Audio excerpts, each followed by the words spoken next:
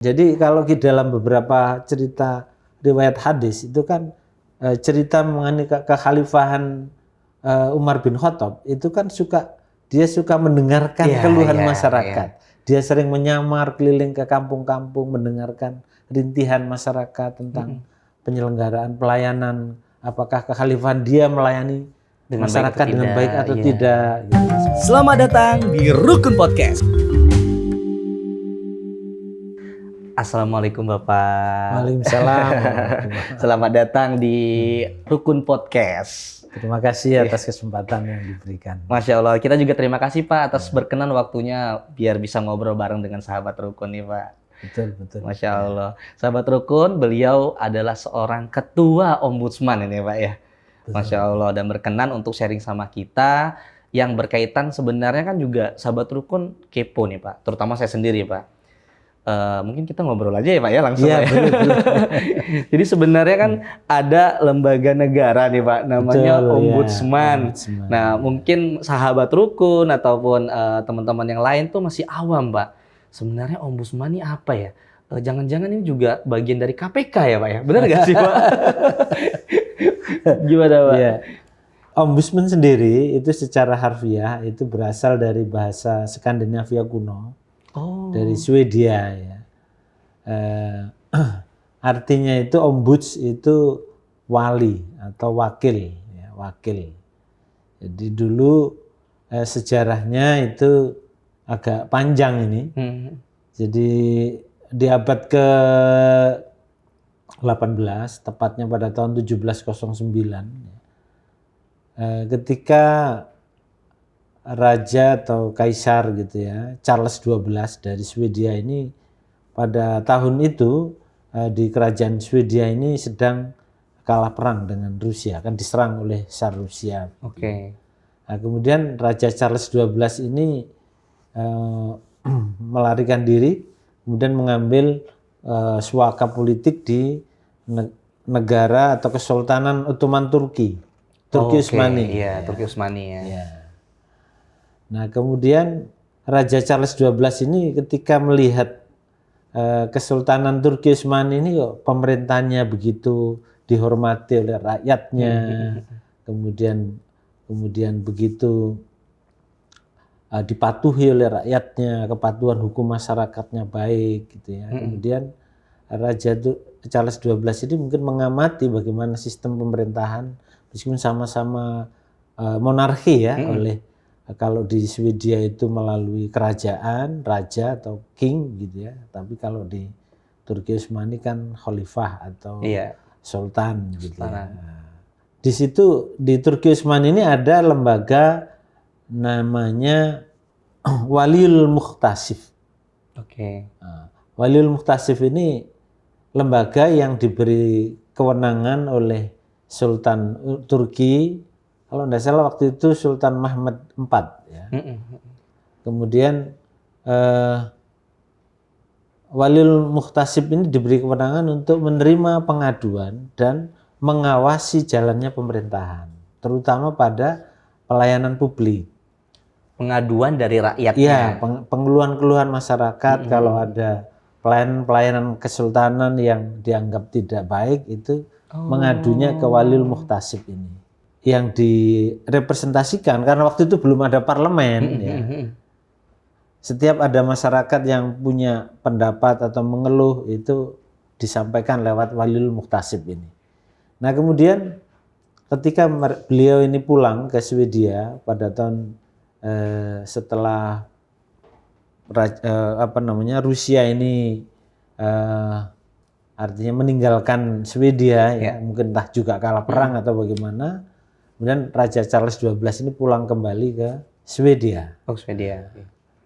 Nah, ketika atau sebelum pulang bahkan itu tepatnya pada tahun 1766 ya, 1766 itu dibentuklah satu lembaga negara yang mewakili raja yang disebut dengan Office of the King High Ombudsman.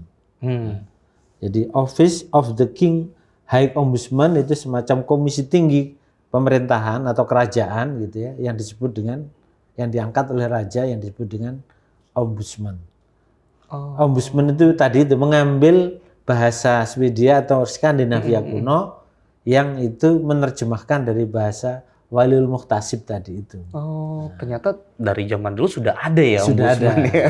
bahasanya. Tapi memang tidak bisa diartikan dengan perkataan makna gitu ya, ombudsman itu ya, Pak? Iya, jadi ombudsman itu sendiri sebenarnya nama lembaga. Iya, iya, Tapi iya. yang artinya sebenarnya dari wakil tadi itu, wakil masyarakat untuk menyelesaikan, untuk menjaga pelayanan agar terpenuhi rasa keadilan, agar negara atau pemerintah menjalankan tugas-tugas pelayanan dengan baik.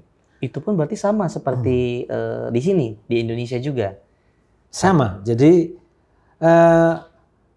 dan perlu kita ketahui ternyata Waliul Muhtasib ini, Kekhalifahan Turki Utsmani itu sebenarnya mengadopsi sistem kekhalifahan Islam sendiri sejak sebelum Kekhalifahan Turki Utsmani yang itu merupakan kelanjutan dari kekhalifahan Bani Abbasiyah, kemudian Bani Umayyah, sampai ke Khalifah Rasyidin. Dan itu kalau kita lacak sejarahnya, Khalifah Rasyidin yang memulai itu adalah Umar bin Khattab, Khalifah Umar bin Khattab. Sudah menerapkan sistem Sudah menerapkan. Jadi kalau di dalam beberapa cerita riwayat hadis itu kan cerita mengenai kekhalifahan Umar bin Khattab itu kan dia suka mendengarkan keluhan masyarakat.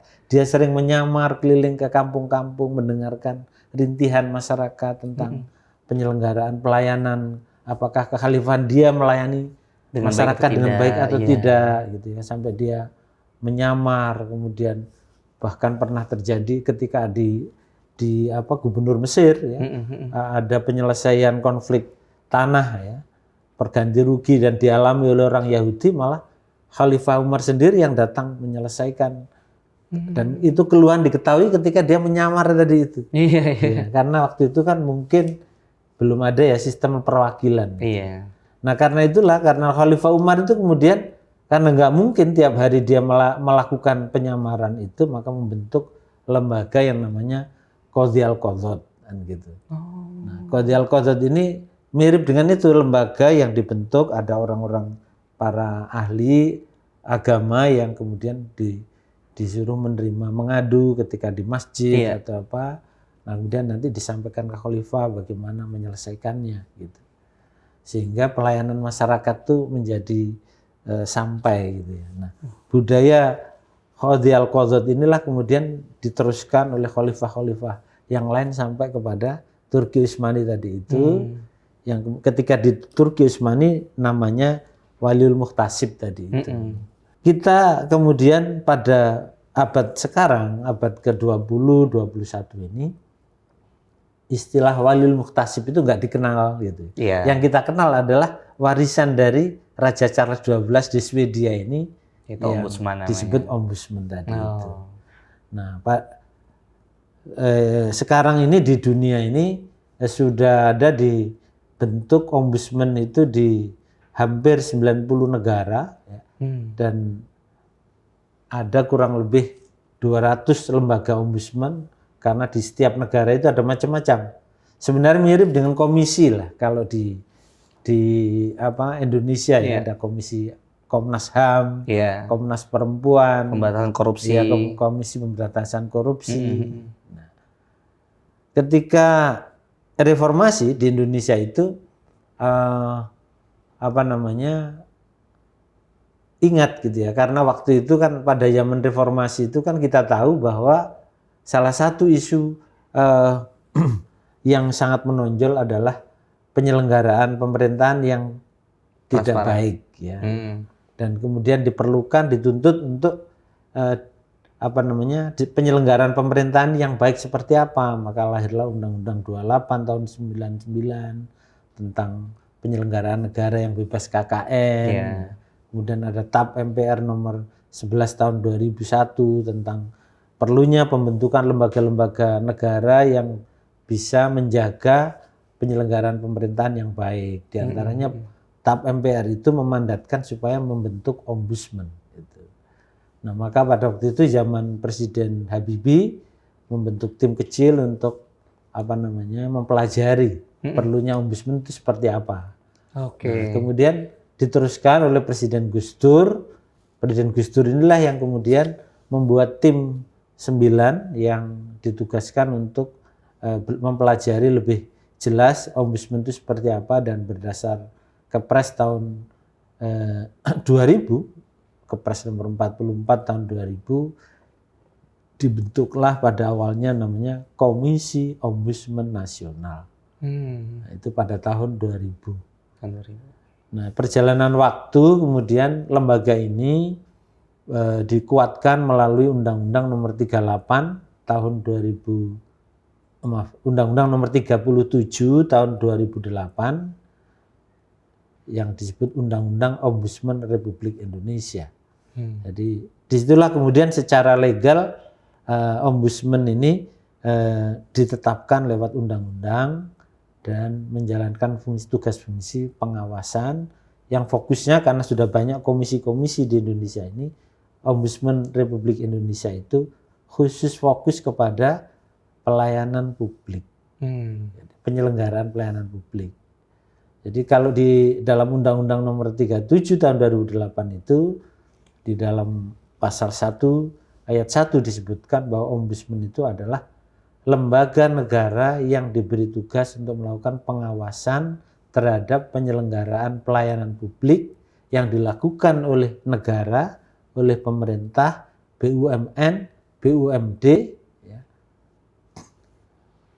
Kemudian termasuk perorangan, ya, atau Perorangan swasta, itu di bawah naungan pemerintah atau non pemerintah? non pemerintah, perorangan atau swasta yang diberi tugas menjalankan pelayanan publik yang menggunakan anggaran negara atau anggaran daerah. Nah, itu lingkup definisi ombudsman-nya dan juga sekaligus di situ tugasnya. Di situ jelas sebagai pengawas penyelenggaraan pelayanan publik. Apapun pelayanannya selama itu menggunakan anggaran negara. Anggaran negara dan anggaran daerah. Nah, baik itu oleh lembaga-lembaga pemerintah atau negara. Jadi kalau dari definisi itu, tidak ada lembaga negara atau pemerintahan di Indonesia ini yang tidak diawasi ombudsman. Iya, tapi jadi miripnya kayak apa ya Pak ya? Jadi bidangnya mencakup keseluruhan. Baik di daerah maupun di nasional gitu ya. Mulai dari pemerintahan di tingkat presiden sampai kepala desa. Karena semua lembaga ini kan dibentuk untuk melayani masyarakat. Pengawasannya gimana sih Pak? Maksudnya pengawasan tuh, maksudnya kan mungkin mengawasi itu kan bisa melihat, kemudian mempertimbangkan dengan pekerjaan dan sebagainya gitu. Jadi mengawasi yang kita lakukan sementara ini adalah merujuk kepada tugas dan fungsi di undang-undang. Kita itu ada 2 tugas pokok. Yang pertama adalah dalam bentuk menerima keluhan masyarakat terkait dengan pelayanan publik. Bisa contohnya pelayanan-pelayanan dasar seperti penyelenggaraan pendidikan. Itu kan mulai TK sampai perguruan tinggi. Betul. Kemudian penyelenggaraan kesehatan, ya, tentang rumah sakit, tentang puskesmas, tentang layanan-layanan di bidang kesehatan. Kemudian pelayanan-pelayanan kebutuhan pangan, sandang, papan. Ya. Sampai KUA berarti juga bisa diawasi ya Pak? Iya, betul. Oh, menarik. Iya. Karena KUA dibentuk di tingkat kecamatan kan untuk melayani masyarakat, untuk pendaftaran, penyelenggaraan, pengesahan nikah misalnya, keluarga misalnya, tentang asal-usul dan sebagainya. Nah itu, jadi ini memperkuat bagaimana penyelenggara negara dan pemerintahan sebagai penyelenggara pelayanan publik itu akan semakin baik. Jadi kita fokus kepada, sementara pola pengawasan kita adalah menerima pengaduan dan menyelesaikan pengaduan. 1 tahun ada berapa pengaduan sih Pak? Kita penasaran itu Pak. Ada ribuan kah? Ada puluhan ribu? Kami 1 tahun itu menerima hampir tiap tahunnya frekuensinya terus meningkat. Ya, fenomenanya kita ini tiap tahun meningkat. Tahun 2023, iya. Tahun 2023 kita itu menyelesaikan hampir 8.000 laporan dari seluruh yang dilaporkan oleh ke ombudsman. Yang kita selesaikan sekitar 8.000-an, tetapi yang masuk kurang lebih 22 ribuan. Wow. Itu terseleksi menjadi 8.000 itu kenapa, Pak?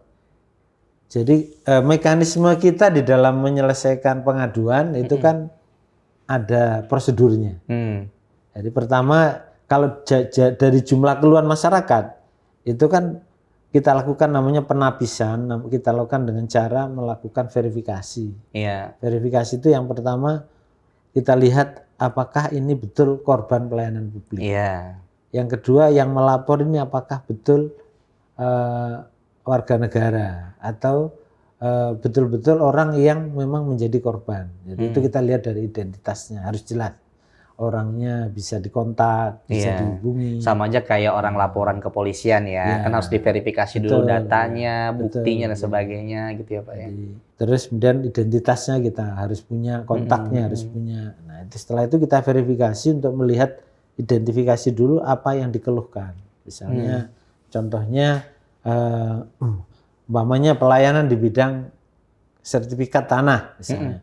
Pak, saya ini sudah ngurus sertifikat ke kantor BPN. Sudah sekian lama itu kok nggak jadi-jadi. Saya sudah komplain ke pertanahan nggak dilayani. Nah itu baru orang lapor ke ombudsman. Tingkatan paling tinggi yang dilakukan ombudsman itu seperti apa Pak? Untuk menegur bidang terkait sampai selesai atau gimana Pak? Nah ini yang ingin saya jelaskan dari konteks penyelesaian laporan dulu ya. Iya. Jadi setelah kita verifikasi bahwa ini kewenangan ombudsman ya, oh ini betul tentang pelayanan publik, maka kita tangani. Kita akan lakukan proses pemeriksaan. Pemeriksaan kita apa? Yang pertama meminta keterangan pada pelapor dulu. Kita minta sejelasnya seperti apa sih keluhan yang dia lakukan tentang pelayanan publik. Apa fakta buktinya yang dialami. Gitu. Setelah itu kita verifikasi, kita panggil. Kita datangi atau kita panggil orang-orang yang dilaporkan tadi. Misalnya Badan Pertanahan di Jakarta Selatan namanya. Ya BPN Jakarta Selatan kita undang, kita panggil, kita minta keterangan. Ini ada keluhan masyarakat, identitasnya ini pernah membuat proses pengurusan sertifikat nomor resid ini, itu sampai di mana? Kenapa kok ini sudah terjadi penundaan berlarut? Iya. Kok berlarut-larut urusannya? Nah, misalnya, kemudian setelah kita tahu data fakta-faktanya bahwa oh ya benar ini ada penundaan berlarut, oh ini ternyata yang keliru bukan penyelenggara layanan tapi masyarakat. Nah, kita lakukan konsiliasi, kita pertemukan. Audiensi antara kedua pihak ya. Kita pertemukan. Pertama yang kita lakukan adalah menetapkan satu mekanisme agar laporan ini selesai. Bahwa orang yang mengeluh ini harus diselesaikan keluhannya. Sertifikatnya harus sampai selesai. Jadi nggak sekedar cuma memberi informasi kepada pihak terkait aja ya? Bukan. Jadi kita selesaikan lewat mekanisme mediasi. Kita mediasi dua pihak ini antara pelapor dan terlapor. Nah, kemudian kita cari solusinya. Alternatif A, oke disepakati, kita buat berita acara penyelesaian dan kita tunggu sampai itu betul-betul dilaksanakan. Nah, kemudian kalau umpama mediasi gagal, gak berhasil, kita lakukan konsiliasi. Nah, antara mediasi dan konsiliasi ini sebenarnya bisa berbarengan bersamaan. Nah, kalau ini sudah selesai, maka laporan itu bisa kita akhiri, kita tutup. Kalau kita anggap pelayanan sudah dilaksanakan, keluhan sudah diatasi. Kemudian kalau laporan itu ternyata nggak bisa diselesaikan lewat mekanisme mediasi atau konsiliasi, ya kita terbitkan namanya laporan hasil pemeriksaan, kita publish yang kita sebut dengan laporan akhir, dan di situ ada namanya tindakan korektif. Siapa yang pelapor harus melakukan apa? Nah itu tindakan korektif yang kita lakukan. Kita beri waktu untuk melaksanakan tindakan korektif itu. Kalau dilaksanakan baru kita tutup. Ini tahapan berikutnya. Kalau yang tahap pertama nggak berhasil ke tahap kedua. Kalau tindakan korektif nggak dilaksanakan, maka kemudian kita lanjutkan menerbitkan namanya rekomendasi. Rekomendasi ombudsman itu sudah sampai kepada atasan, pimpinan. Kalau nggak dilaksanakan, silakan atasan dan pimpinan yang memberi sanksi. Jadi bukan ombudsman. Iya. Jadi ombudsman itu sering juga disebut selain tadi lembaga menyelesaikan laporan juga disebut dengan magistratur of influence. Jadi memberikan pengaruh agar masalah ini selesai dan masalah ini tidak lagi menjadi persoalan di dalam konteks pelayanan. Tapi seberapa independensi sih Pak Ombudsman ini? Maksudnya kan bisa dekat sama pihak lembaga-lembaga besar pemerintah, bisa dalam kategori penengah dengan masyarakat. Nah ini kan harus dijaga nih Pak, independennya Pak.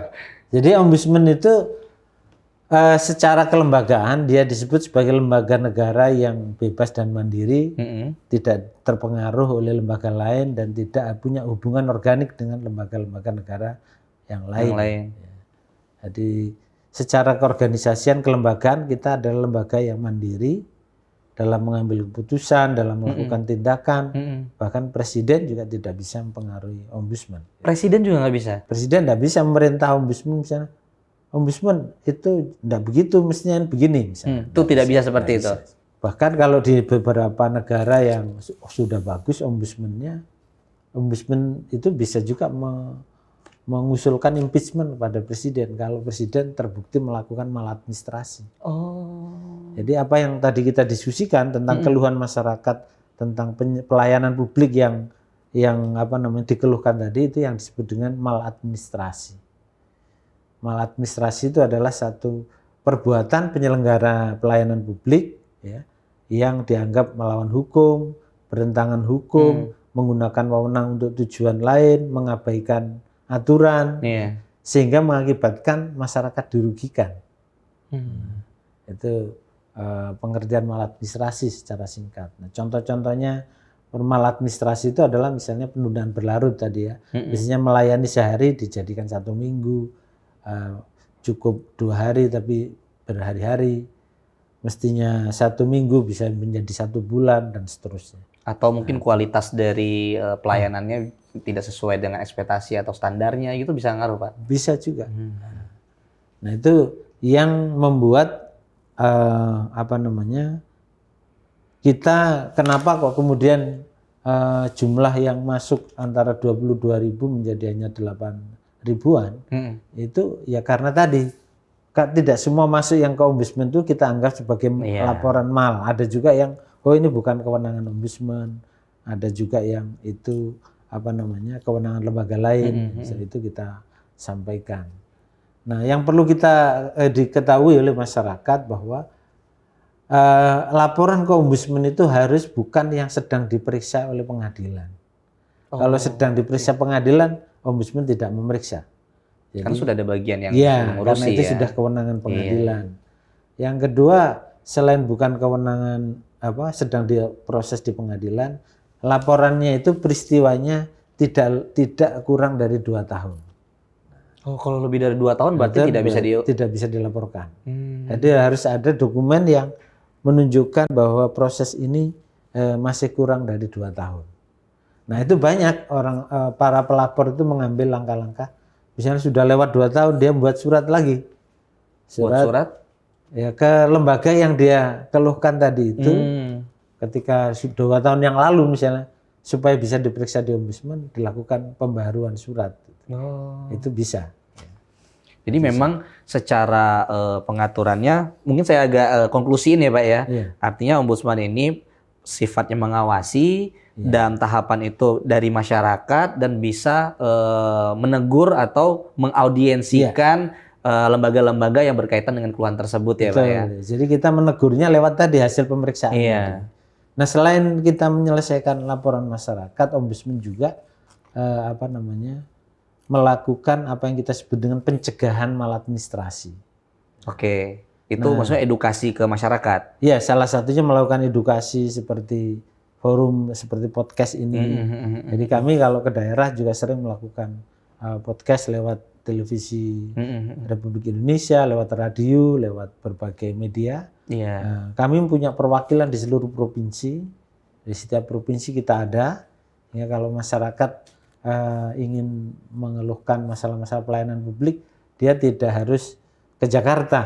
Kan sudah atau mengirim surat ke Jakarta, tapi cukup ke cabangnya. Perwakilan namanya, itu di provinsi masing-masing. Kita belum belum bisa membentuk di tingkat kabupaten kota, mungkin pada masa mendatang. Ya. Tapi rencana akan ada Rencana seperti ada, itu. karena undang-undang memerintahkan begitu. Hmm. Kita harus bisa membentuk di tingkat daerah.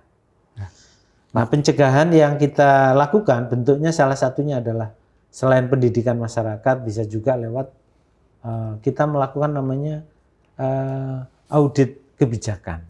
Audit kebijakan itu ada beberapa pola, ada namanya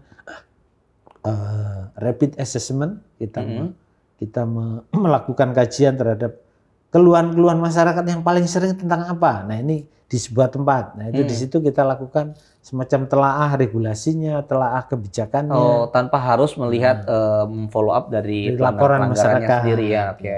Nah, di situ bisa jadi kita temukan, oh ini kebijakan yang keliru adalah regulasinya. Nah, kita suruh perbaiki, dan itu banyak diselesaikan oleh pemerintahan daerah maupun oleh pemerintahan di tingkat pusat. Ada nggak Pak lembaga yang sudah ditegur tapi tidak selesai gitu? Maksudnya yang dikasih saran, masukan, bahkan meminta untuk perbaikan itu tidak kunjung diperbaiki, Pak? Ada aja itu, Pak? Ada beberapa kasus yang itu ya memang rekomendasi ombudsman tadi sudah saya sampaikan bahwa rekomendasi ombudsman itu adalah ujung. Ya. Jadi kalau yang langkah-langkah lain tadi belum bisa diselesaikan, maka kita buat rekomendasi. Nah, rekomendasi ini ada beberapa lembaga yang belum melakukan, ya, dan itu masih terus kita lakukan proses namanya resolusi monitoring sampai batas waktu yang kita tentukan. Dan kalau proses resolusi monitoring ini terhadap rekomendasi ombudsman tidak dijalankan, ya kita tadi mekanismenya adalah kita buat laporan ke Presiden dan DPR. Baru nanti diproses sama DPR dan Presidennya. Jadi contoh yang pernah kita lakukan adalah laporan masyarakat terkait dengan seleksi proses peralihan status pegawai KPK dari ASN dari non ASN ke menjadi ASN. Oh, yang kemarin ya sempat ramai ya. Itu kan sempat ramai. Itu para pegawai yang kan lapor ke ombudsman. Nah, kita sampaikan supaya mereka yang tidak lolos ini, karena proses itu ada malnya gitu. Sebaiknya yang tidak lolos ini tetap diloloskan, diangkat menjadi ASN. Karena sudah bekerja di KPK sudah sekian tahun. Nah, masa baru tesnya sudah belasan tahun kerja di sana ya? Ya, artinya kemudian rekomendasi itu karena oleh KPK tidak dilaksanakan, kita sampaikan ke Presiden, dan Presiden mengambil langkah. Kalau sudah laporan kita sampai ke Presiden, itu sudah menjadi kewenangan Presiden mau diapakan. Iya. Dan itu tentu menjadi keputusan, tidak semata-mata keputusan hukum, tapi sudah menjadi keputusan politik ya. Dan Presiden mungkin melakukan langkah apa yang membuat mereka tidak dipecat tapi dipekerjakan kembali di tempat yang lain. Berarti ombudsman itu tidak bisa memberikan kebijakan ya, Pak ya, memutuskan sesuatu ya, tapi tetap ombudsman bukan lembaga pembuat kebijakan, tapi ombudsman ini mengoreksi kebijakan. Nah, tadi selain rapid assessment, kita juga melakukan audit kebijakan dalam bentuk systemic review. Jadi systemic review itu biasanya levelnya lebih tinggi, misalnya di peraturan pemerintah atau undang-undang, ya, supaya dilakukan peninjauan misalnya. Contoh yang mungkin ini sedang diproses, tetapi juga kita nggak tahu karena kendala untuk penyusunan peraturan itu kan bisa alasan politik, alasan teknis ya. Misalnya dalam kasus pengangkatan pejabat sementara gubernur, wali kota, bupati, itu ombudsman juga melahirkan rekomendasi supaya pemerintah jangan melakukan proses pengangkatan ini menggunakan dasar peraturan menteri, tapi harusnya adalah lewat perubahan PP. Karena bisa kita sebut bahwa pengangkatan pejabat bupati, gubernur, wali kota itu bisa tidak sah dan punya potensi untuk digugat karena proses pembentukannya, pengangkatannya tidak menggunakan dasar hukum yang menurut undang-undang ya. Kalau menurut undang-undang pemerintahan daerah itu kan harus lewat PP. Nah, itu salah satu contoh, dan kita menyadari bahwa proses pembuatan peraturan itu bisa cepat, bisa lambat, itu yaitu kewenangan para pembuat undang-undang. Iya. Ombudsman hanya bisa menyarankan. Menyarankan, Nah, betul. itu yang pengalaman beberapa contoh yang tadi saya sebutkan. Siap. Pak, karena tadi kan Bapak kan cukup panjang nih Pak, detail banget menjelaskan terkait bagaimana penjelasan ombudsman dan apa saja fungsi pekerjaannya. Tadi kan Bapak mention nih masalah sampai pelayanan publik yang terkecil, contohnya KUA juga. Itu berarti bisa lapor ke ombudsman? Bisa. Yang lewat provinsinya gitu? Iya. Oke. Jadi masyarakat bisa menggunakan saluran-saluran pengaduan yang kita sediakan lewat media sosial ada, lewat email, lewat call center, bisa juga berhubungan langsung dengan WhatsApp misalnya kepada di ombudsman. Jadi kita bisa menyampaikan keluhan apapun dari masyarakat dan kemudian tugas kita adalah melakukan verifikasi apakah laporan ini betul-betul tentang pelayanan publik. Nah, kalau iya ya kita kerjakan. Gitu. Soalnya kan kebetulan nih relate nih sama Rukun Indonesia nih Pak. Iya, jadi narasumber-narasumber kita itu kan unik-unik ya Pak ya. Maksudnya dari latar belakang yang berbeda-beda. Betul. Ada yang hijrah, ada yang mu'alaf juga. Nah ini sangat berkaitan banget dengan KUA. Jadi proses buat pendataan mungkin dari status keyakinan sebelumnya berubah keyakinan menjadi Islam. Ada yang juga dari yang Islam menjadi non-Muslim. Nah seperti itu bisa dilaporkan di ombudsman Pak. Iya. Misalnya di sana tidak dilayani dengan baik, misalnya. Betul, ya. Bahkan dilayani tapi dengan pelayanan yang misalnya yang kurang jengkel, yang menyenangkan. Betul. Nah, itu bisa dilaporkan, Pak. Ya. Karena tadi yang saya sebut maladministrasi itu ada 10 jenis ya. 10 jenis itu diantaranya adalah melakukan pelayanan diskriminatif, misalnya. Mendahulukan saudara, mendahulukan teman, tidak sesuai dengan prosedur yang ada, misalnya. Itu termasuk maladministrasi. Kemudian selain tadi penundaan berlarut, kemudian termasuk meminta imbalan, ya. Kemudian tindakan tidak patut, misalnya melayani tapi dengan marah-marah, dengan ngumpat, dengan misuh-misuh misalnya. Nah, itu kita laporin sekarang aja sama ketua ombudsman langsung. Jadi memang begitu Pak. Jadi ada beberapa narasumber kita Pak, yang bahkan belum ada di podcast kita, itu berkeluh kesah Pak. Mungkin salah satunya nih Pak ya saya sebutin ya. Jadi ada seorang yang pingin mu'alaf dari non-muslim pindah ke Islam. Dia ke KUA buat mengurusi administrasinya lah di perpindahan gitu kan. Karena kan status itu kan sangat berpengaruh ya. Nah, ketika di sana tidak dilayani dengan baik, Pak.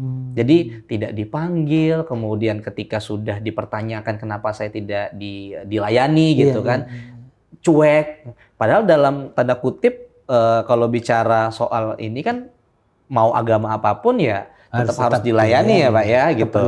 Keperluannya apa gitu. Walaupun kita juga belum ada sih laporan yang dari yang muslim pindah ke non muslim kemudian dapat perlakuan yang berbeda gitu. Tapi intinya dari sahabat rukun tuh kita pingin kayak gitu tuh bisa nggak sih dilaporin gitu kan, sehingga biar namanya pelayanan publik itu ya benar-benar dirasakan sama masyarakat gitu Pak. Betul. Jadi lembaga-lembaga atau badan-badan yang dibentuk oleh negara, oleh pemerintah dari ujung dari pusat di tingkat level kementerian, lembaga negara sampai kepada ujung yang paling bawah, yaitu sampai ke RT, RW, kepala desa dan perangkatnya, dan juga tingkat tadi KUA misalnya. Itu semua kan lembaga-lembaga yang dimandati untuk melayani masyarakat. Jadi ketika masyarakat datang ke lembaga-lembaga itu, ya tetap orang-orang yang diberi tugas di situ harus melayani dengan baik sesuai mekanisme aturan.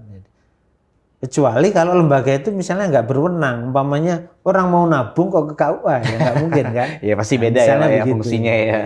Jadi kalau tadi tugas KUA adalah mendaftar, mencatat tentang perubahan agama orang. Kalau itu memang tugas kewenangan KUA ya harusnya dilaksanakan. Kalau ada tindakan-tindakan seperti itu, kalau sudah memang karakter ciri atau syarat yang harus dipenuhi, bahwa pelapor ini ke ombudsman itu harus sudah pernah komplain dulu ke lembaga pelayanan ini. Oh, komplain dulu sebelum komplain ke ombudsman. Kalau nggak dilayani, baru ke ombudsman. Oh Jadi gitu. ombudsman itu upaya terakhir sebenarnya. Iya, jadi nggak ujuk-ujuk langsung Nggak ke ombudsman ya ujuk-ujuk. Pak ya. Ada lagi Pak di daerah Pak. Jadi curhat ini Pak ya. Saya kan tinggal di Lampung Pak. Iya. Saya tinggal di Lampung dari kecil gitu kan. Tapi memang secara prosedur kita untuk mungkin ke wilayah perangkat desa, saya tidak mau menyebutkan lah, mungkin ini menjadi kultur ataupun saya juga takutnya salah juga dalam menyebutkan. Tapi yang saya rasakan ya Pak ya, baik itu dari perangkat yang terkecil maupun besar, pelayanan publik itu selalu punya kebiasaan antara dari yang melayani itu meminta sama kita sebagai masyarakat Indonesia itu gak enakan, Pak. Oh iya. Iya, jadi sebenarnya dibilang ini sebuah kesalahan, tapi juga kadang masyarakat juga, aduh aku gak enak nih sudah dibantu gitu kan. Padahal kan pelayanan publik itu kan 100% gratis harusnya ya Pak. Nah, itu gimana Pak? Iya. Apakah hal seperti itu bisa diselesaikan atau cukup memberitahukan kepada pihak terkait agar hal-hal yang seperti itu bisa ditiadakan gitu Pak. Soalnya mulai dari 10.000 mungkin 15.000 dari perangkat yang terkecil pun kan lumayan Pak ya kalau kali 100 orang.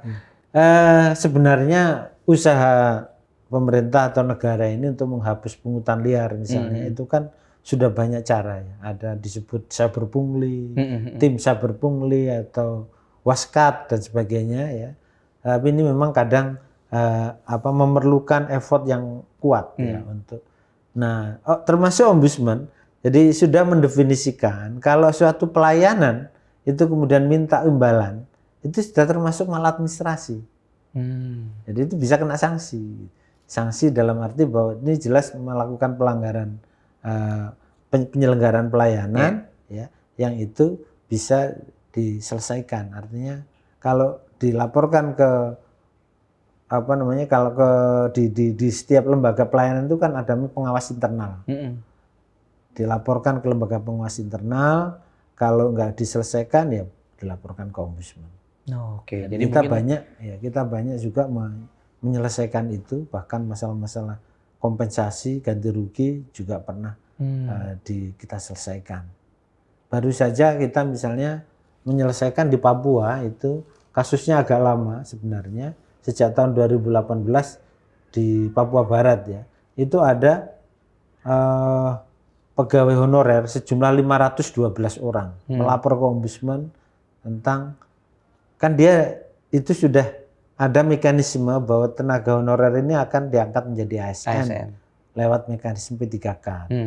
Nah, tahun 2022 ya, itu oleh pemerintahan daerah setempat ini tidak diproses. Nah, kemudian ada yang bilang akan diproses kalau kamu bayar sekian. Oh, pungutan lagi ya. Nah, akhirnya mereka lapor ke ombudsman, diperiksa oleh ombudsman dan di situ kita buktikan ada maladministrasi. Nah, kemudian sampailah kepada langkah bahwa mereka 512 orang ini harus diangkat jadi ASN.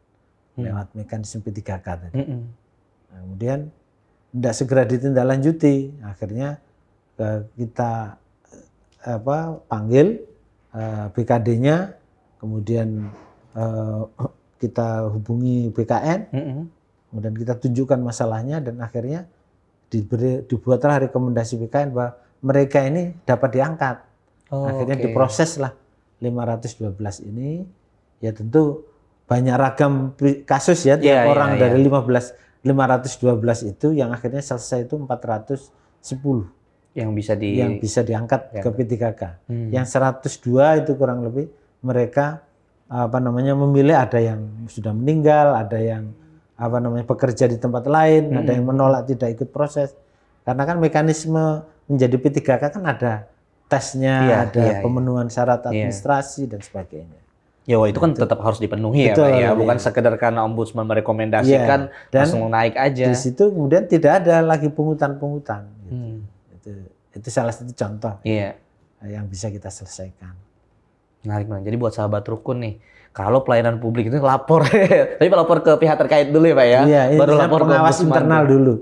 Kalau di pemerintahan daerah itu ada inspektorat, kalau di kementerian ada inspektur. Nah itu bisa melapor lebih dulu, kalau inspektur nggak merespon ke ombudsman. Ya tadi juga berkaitan dengan kualitas pelayanan publik yang kurang bagus, bisa lapor ke Ombudsman juga ya Pak ya. Oke Pak, tadi kan berkaitan dengan banyak nih Pak ya, definisi, kemudian fungsi, itu ada beberapa kasus yang juga saya curhat gitu ke Ombudsman. Nah sekarang saya ingin nanya ke Pak Naji nih. Pak Naji ini kan sebelum menjadi seorang ketua di Ombudsman kan justru seorang dosen ya Pak ya di Betul. salah satu universitas di Malang ya. Iya. Nah waktu itu gimana Pak prosesnya akhirnya terpilih menjadi seorang ketua nih Pak? Kalau menurut Undang-Undang 37 tahun 2008 untuk menjadi anggota ombudsman atau lebih mudahnya komisioner ombudsman itu kan ada proses seleksi atau bidding. Ya. Nah, seperti periode saya ini dipilih tahun 2000, diangkat tahun 2021 dan akan berakhir tahun 2026. Nanti sebelum masa tugas saya berakhir, paling lambat 6 bulan sebelum tugas saya berakhir, saya harus bersurat kepada Presiden bahwa saya mau mengakhiri tugas periode saya ini. Mohon Presiden segera membentuk panitia seleksi untuk pendaftaran calon pimpinan. Gitu. Nah, syarat-syaratnya diantaranya kalau di undang-undang itu ya punya pengalaman di bidang pelayanan publik itu kurang lebih 15 tahun sampai 20 tahun misalnya. Kemudian ya ada beberapa syarat seperti sekarang bisa kita lihat syarat pendaftaran komisi KPK misalnya. Ya mirip itu, prosesnya sama. Jadi Presiden lewat Sekretariat Negara membentuk pansel dan pansel membuat pengumuman dan saya sebagai salah satu bagian dari masyarakat ikut berpartisipasi mendaftar. Karena saya merasa lihat persyaratan, oh mungkin saya memenuhi syarat. Cocok nih Pak. Memenuhi syarat, saya daftar. Nah, ikutlah proses seleksi mulai seleksi administrasi, seleksi tes tulis, wawancara, tes kesehatan, kemudian ada tes fit and proper di DPR. Komisi 2 ya Pak ya. Komisi 2 DPR kemudian menetapkan, kan dari pansel ini menetapkan, kan pimpinan ini jumlahnya 9 orang. Ya. 2 kali lipatnya 18. Presiden membawa hasil pansel tadi yang 18 orang ini ke DPR. DPR kemudian menyeleksi fit and proper menjadi 9. Nah, dalam kasus ombudsman, undang-undang menetapkan bahwa DPR lah yang menetapkan siapa ketua, wakil ketua, dan 7 anggota yang lain. Jadi kalau di komisi yang lain mungkin mereka disuruh memilih sendiri siapa ketuanya. Tapi kalau di kasus ombudsman itu yang menetapkan ketua, wakil ketua itu DPR. Artinya memang proses untuk menjadi ketua ombudsman itu bukan dipilih presiden ya Pak ya? Betul. Tapi ditetapkan oleh DPR, kemudian DPR mengirim ke presiden. Ini hasil fit and proper kami, mohon ditetapkan lewat SK presiden. Dan sebelum masuk ke DPR juga itu prosesnya pendaftaran masing-masing ya Pak ya? Bukan direkomendasikan siapa gitu? Ya mungkin rekomendasi itu diperlukan kalau kita merasa perlu direkomendasikan. Misalnya, dukungan dari ormas atau masyarakat atau rekomendasi dari kolega yang dianggap mewakili ketokohannya misalnya itu bisa menjadi opsi juga ya. Opsi juga. Tapi itu tetap yang menentukan pansel. Iya, karena kan akan dites banyak berbagai tahap tadi ya Pak ya. Karena kan saya kira ombudsman ini sama kayak menteri-menteri gitu kan, dipilih sama presiden gitu kan. Tidak ya, berbeda ya Pak ya. Jadi sebenarnya kalau sisi proses seleksinya ya lebih ketat jadi anggota ombudsman atau komisi KPK atau Komnas HAM daripada jadi menteri. Iya gitu kan, karena kan kalau menteri lebih ke politis ya, maksudnya kepentingan dari presidennya ya. Nah tapi pertanyaan saya Pak, kan sudah jadi dosen nih Pak gitu. Untuk menjadi seorang ketua ombudsman itu apa memang Bapak memiliki ketertarikan secara publik, kebermanfaatan yang cukup besar dan luas gitu, meninggalkan yang sudah lama nih mengajar gitu Pak? Gimana Pak? Ya memang salah satu motivasi kita adalah ingin berkiprah lebih luas gitu ya, dan mungkin bisa memberi manfaat lebih luas gitu ya. Dimana kemarin cakupannya hanya di kampus, di perguruan tinggi yang kemudian melayani mahasiswa yang mungkin jumlahnya juga terbatas gitu ya. Tapi kalau dengan masuk ke lembaga negara ini kan kepentingannya lebih nasional, yang dilayani juga publik secara nasional gitu ya. Nah, itu harapan kita, ya bayangan kita bisa memberi manfaat lebih luas, meskipun mungkin hanya diberi waktu yang tidak lama, sekitar satu periode misalnya, itu setiap periode kan 5 tahun dan hanya boleh ikut proses lagi 5 tahun berikutnya gitu. Oh iya. Tapi itu nanti akhirnya di ombudsman itu bisa terpilih lagi atau Kalau nggak ikut bisa? proses bidding lagi, Oh tergantung iya. kita misalnya mau ikut lagi apa enggak. Gitu. Iya, dan itu kan tergantung juga akan dipilih atau tidaknya Betul, gitu ya. iya, Benar. Nah, Pak, ini agak melenceng sedikit nih, Pak. Tapi pertanyaan kita yang berkaitan dengan rukun, ya ini kan Bapak kan background-nya juga seorang Muhammadiyin nih, Pak ya. Yang insya Allah secara ibadahnya dan sebagainya cukup aktif dan bisa menjadi landasan buat kita semua termasuk sahabat rukun. Tapi pertanyaan sederhananya gini, Pak.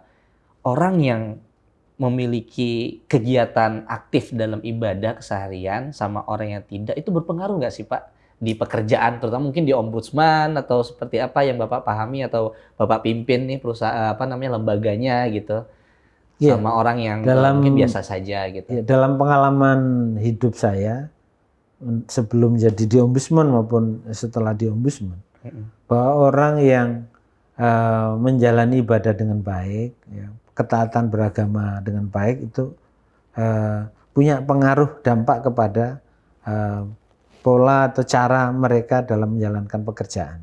Itu maksudnya agama apapun ya Pak iya, ya? Agama apapun ya.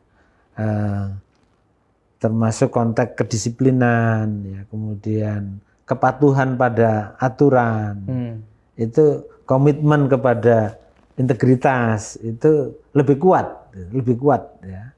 Yang saya lihat ya, yang saya alami dibanding yang cara beragamanya tidak utuh ya, tidak kalau dalam istilah agama itu kafah begitu. Iya, ya.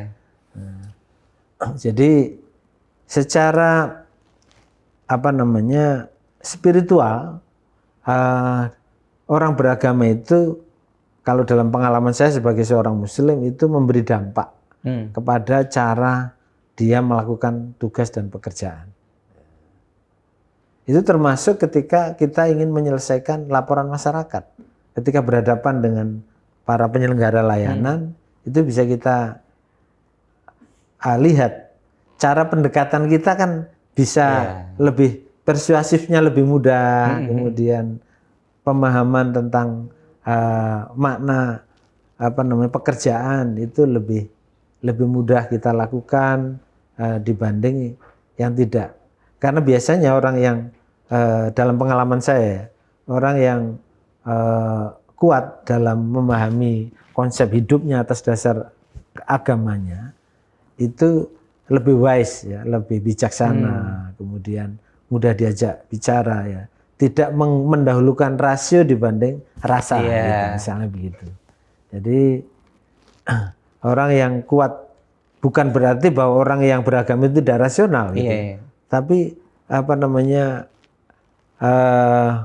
cara menyikapi suatu masalah atau suatu problematik yang sedang dihadapi itu mendahulukan rasa dibanding rasio, gitu, kira-kira begitu. Masya Allah. Tapi di ombudsman Bapak ada arahan tertentu kah untuk akhirnya aktif atau belajar di agamanya masing-masing gitu Pak? Jadi hebatnya di ombudsman itu sudah punya koridor kerja yang kita sebut dengan etik, ya, etik sebagai insan ombudsman namanya.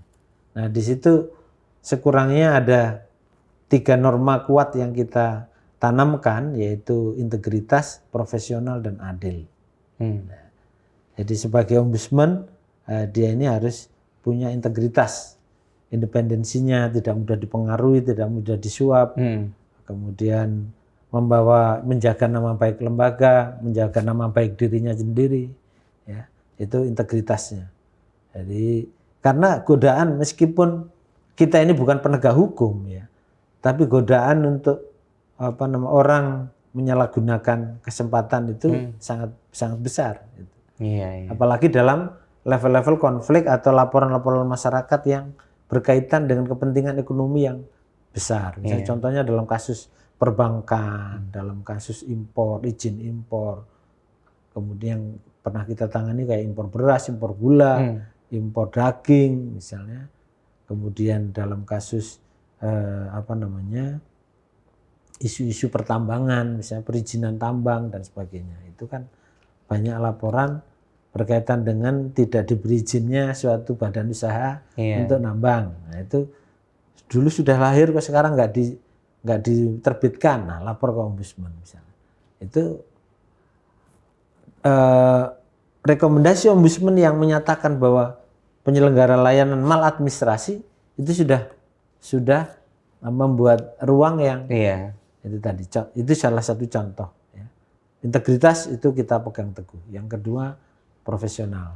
Profesional itu dalam melaksanakan tugas seluruh insan Ombudsman harus berkoridor pada regulasi, ya, taat pada aturan, ya, kemudian bekerja menggunakan prosedur-prosedur yang sudah kita miliki, ya, dan tidak mudah diintervensi oleh pihak lain. Nah, itu profesionalnya. Kemudian adil, bahwa dalam melaksanakan tugas kepada pihak terlapor, pelapor harus adil, nggak boleh kemudian memihaknya pada satu apalagi pihak. Kalau disuap ya Pak. Jangan sampai itu Pak ya. Masya Allah, keren banget. Makasih banyak nih Pak Najih atas waktunya. Kita mau akhiri, kurang lebihnya ini menjadi silaturahmi ya Pak ya. Dengan sahabat rukun juga. Dengan Pak Najih selaku Ketua Ombudsman Republik Indonesia nih, Masya Allah. Terima kasih buat sahabat rukun, terus mengikuti konten-konten kita lainnya yang insya Allah bermanfaat, dan jangan lupa untuk di-subscribe, like, komen, dan juga di-share ke grup WhatsApp keluarga. Terima kasih. Wassalamualaikum warahmatullahi wabarakatuh. Assalamualaikum warahmatullahi wabarakatuh. Selamat datang di Rukun Podcast.